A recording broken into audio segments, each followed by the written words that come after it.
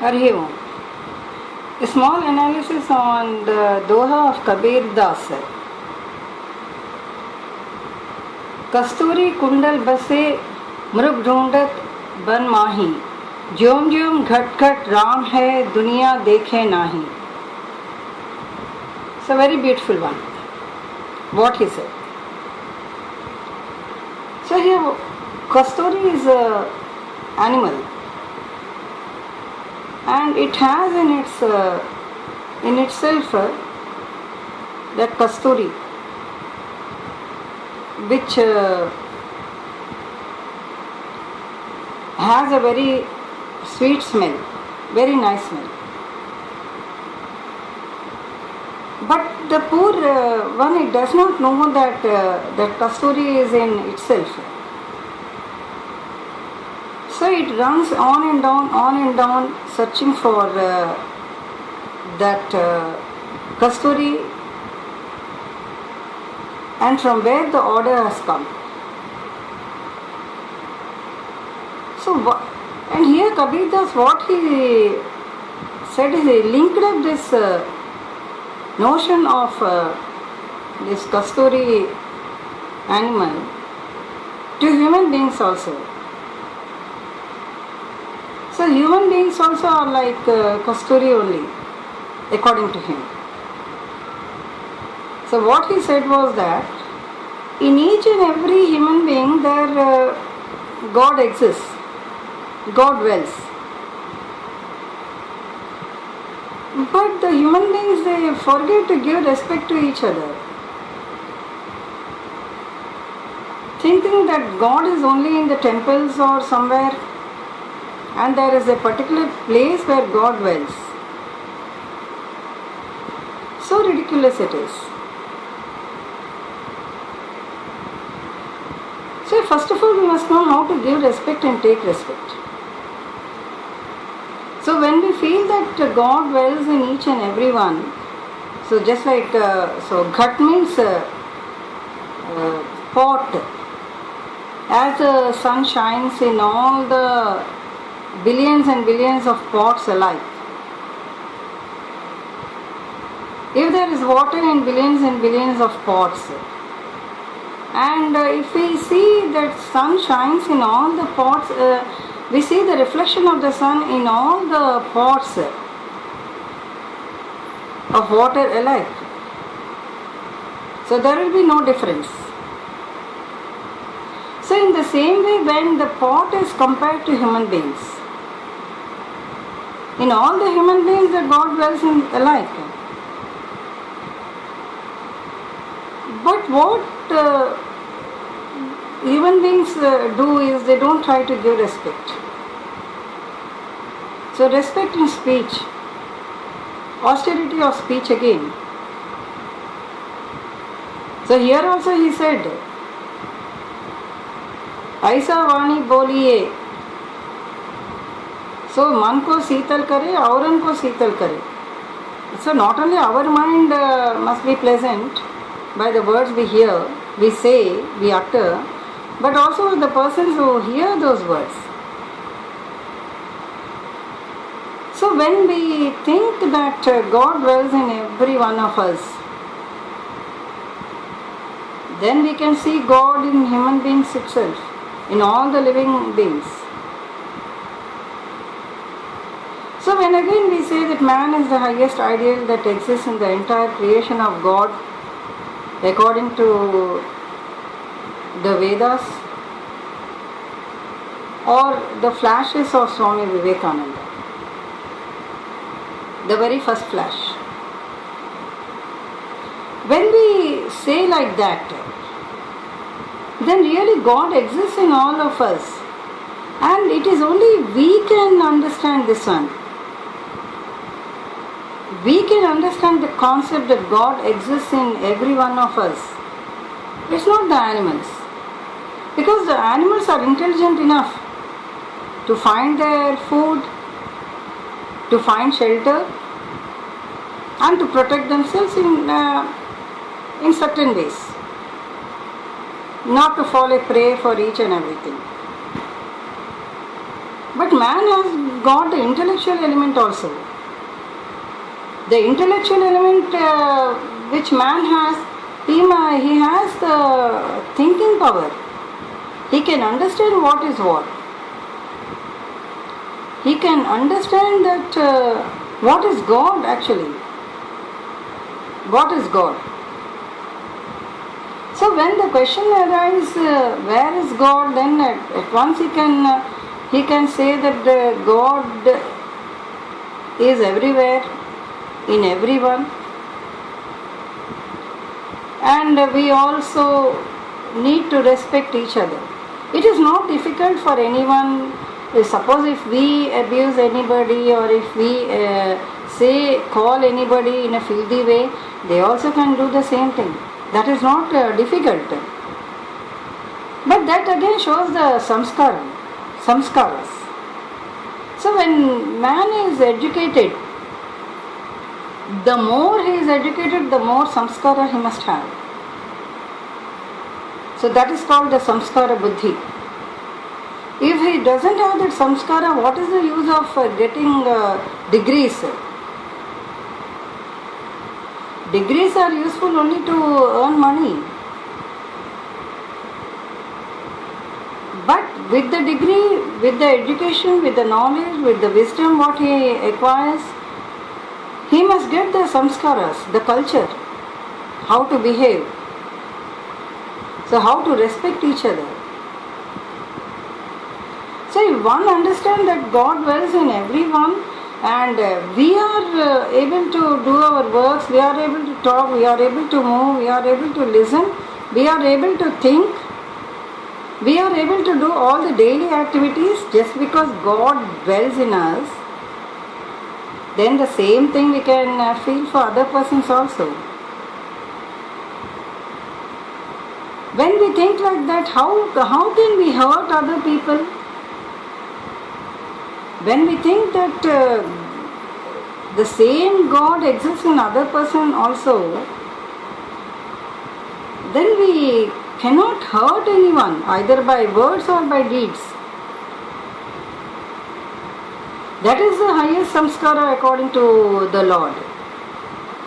So that's what he said in a simple nutshell. The person who sees himself in others and others in him, that itself is a great yoga. So what if anybody does for us anything and if we feel for that, we get hurt, we get pained by that, the same thing we must expect from others also. If we expect from others that others must do for us good and they must talk with us in a very pleasant way, even the slightest harsh word from them, it pains us a lot, then we also must talk in such a pleasant way. And that we can do only when we see that God dwells in all of us and there is no difference between the Chaitanya of us and the others. Now how we can do like that? So the first aspect is that we must not see bad, we must not listen bad, we must not talk bad. So these three are okay. Then there is the fourth one. So here first three we all understand. The three monkeys, idols, Gandhiji's I think, Gandhiji's. So here we must not see bad because once our eyes are prone to see bad, they will only see bad in everything despite the good in them. In the same way we must not listen bad. So once we listen bad, we always try, our ears are always try to listen to the bad words or gossips only. We will lose the intellectual element of thinking, first of all, by hearing all the time the bad things. then we must not talk bad. We must not say bad. So these three are well said. But then the fourth one is there. We must not think bad. So you see bad, you listen bad, nothing happens. But if you think bad, then the actual problem arises. If you think bad, you do bad. So because motto behind the action always plays a very major role. Motto behind the action. So whatever we do, there is a motto behind that. So if our thoughts are bad, our actions will be bad.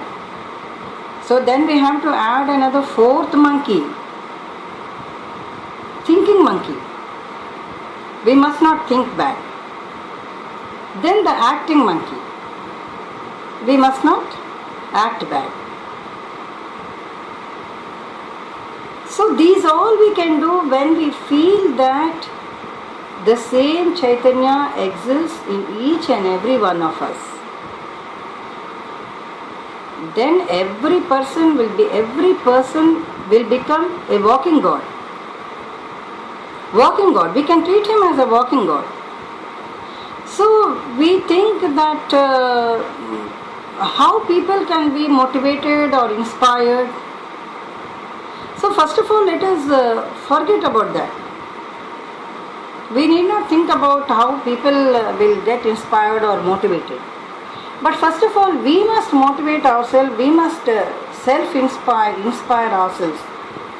That we must not say anything bad, ill of others. We must not think ill of others. We must not do any bad activities.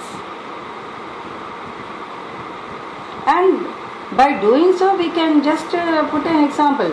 Nobody will listen to the words which you say. But if you can live your life like that, one day or the other, there is a possibility for others to be inspired. So inspiration is not got by words, but by deeds. Inspiration is got by deeds, not by words. Words are very sweet. So parrots also repeat. Once anyone by hearts anything, they can repeat it. But repetition is not the problem. Our behavior is the problem. So here Kabir Das very rightly said. So what we are doing is, we are moving here and there, running about in search of God. Forgetting that God dwells in us and God dwells in our very neighbors, in our own people, in our people who are surrounding us. So without knowing that, we ill-treat everyone. So we never bother to give respect to others. So once we can think like that, so because Kasturi is a beast, it runs about all the time in search of that Kasturi, which is in itself. It will run in search of the smell, the sweet smell that comes from the Kasturi, which is in itself. But here we need not run. A simple understanding is enough. We need not run like the beast, because we have got the intellectual element. God has given that intellectual element. So we can, once if we just think about it in a very simple way, then we can understand the logic. It is not the gimmick of God. It's only a logic. It's only a logic. And with the logic, if we can see that the same God dwells in each and every one of us, then we need to run here and there. We can, in other way, we can spend our life in service to others. So because when you serve others, we can feel that we are serving to God. So service to humanity is service to God after all. Manav Seva, Madhav Seva. So మాధవుడు మానవుడికి సేవ చేయమన్నాడు కానీ మానవుడికి సేవ మానేసి మాధవుడికి సేవ చేయమని చెప్పలేదు. సో ఇది when we can do this only when we understand the fact that the same Chaitanya dwells in each and every one of us. So this is what the Lord also wants. So we don't be like animals. Without serving the Jiva, how you can serve Madhava? Madhava dwells in Jiva only. So Madhava is not separate from Jiva. If Madhava is not there, Jiva will become Nirjiva. So when Madhava is there, we can feel the same Madhava existing in each and every one of us, and we can serve them as we are doing service to God Himself. And that is also the greatest yoga as said by the Lord of Lords.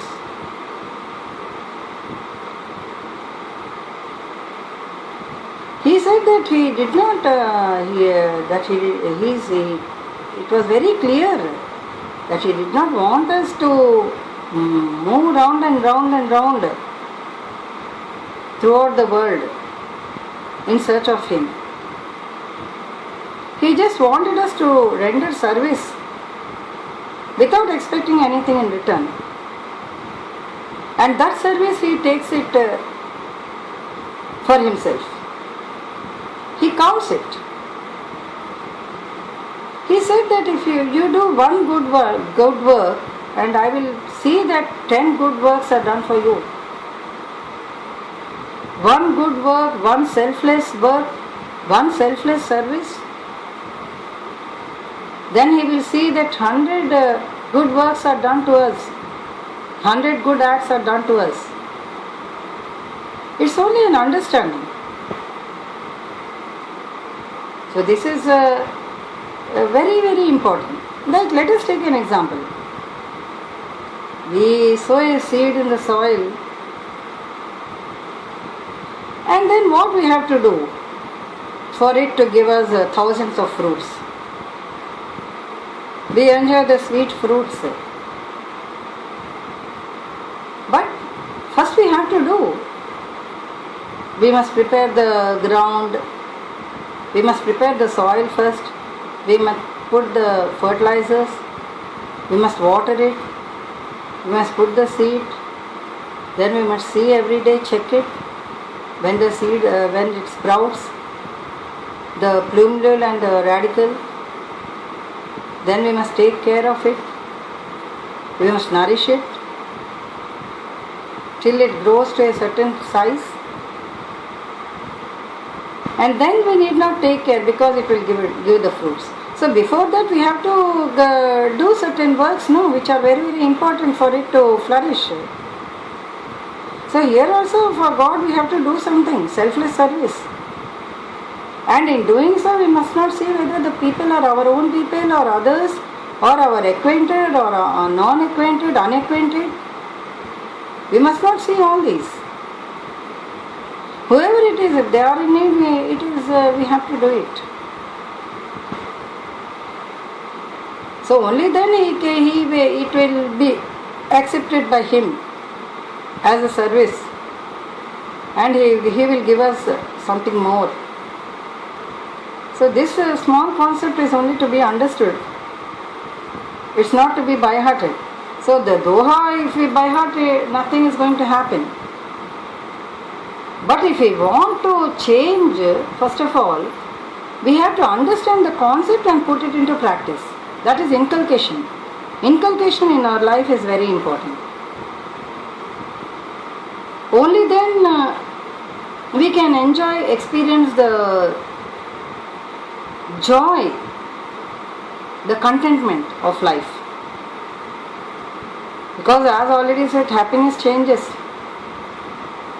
Today we eat a gulab jam, we are happy. Tomorrow something other comes, and then if we don't have that, we don't have the happiness. But this is not like that. The inner joy is totally different. The inner peace is totally different.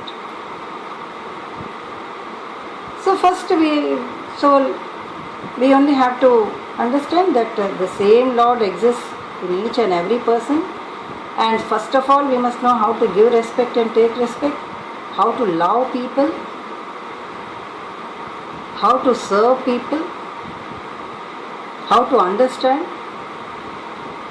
how to avoid forgive the petty mistakes of the people. Because by forgiving, first of all, we be at peace. Our mind will be at peace. If we don't forgive, we can never get the peace, because all the time we'll be remembering those only. So instead of trying to search the mistakes in others all the time, it is better for us to search the good. Even 10%, 1% good is enough in a person. We can give respect for that one good, and slowly he will be changing. So this is very important. So let us not be like the Kasturi animal, because we are very great. We are the greatest creation of God. And in a humble way we can understand things in a very simple way. Very simple way. Hari Om.